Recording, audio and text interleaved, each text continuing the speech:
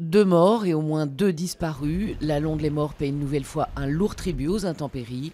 La commune du Var a été touchée hier par de violents orages.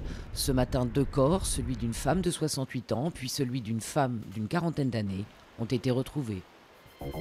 Débat à l'Assemblée sur la reconnaissance de l'État palestinien devant des rangs clairsemés, un texte présenté par le groupe socialiste. Cette démarche, qui n'engage pas le gouvernement, s'inscrit dans un mouvement européen pour la reconnaissance de la Palestine, une façon de faire pression sur Israël pour relancer des négociations de paix au point mort. La Commission européenne durcit le ton à l'égard de la France. Elle brandit la menace de sanctions au printemps. Paris doit faire plus d'efforts pour réduire son déficit. Un déficit annoncé de 4,3% en 2015 au lieu de 3%. La France prévoit de ne revenir dans les clous qu'en 2017.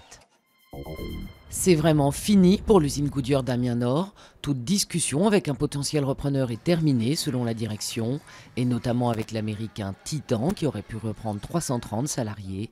L'usine, qui employait 1173 personnes, a fermé ses portes en janvier. Il se joue des cavaliers, des tours, mais aussi des fous. À tout juste 13 ans, 10 mois et 27 jours, Samuel Sevian est devenu le plus jeune grand maître aux échecs de l'histoire des États-Unis. Il bat d'1 an le précédent record, une habitude pour lui. À même pas 10 ans, il était déjà le plus jeune maître américain, mais aussi le plus jeune maître international à 12 ans et 10 mois.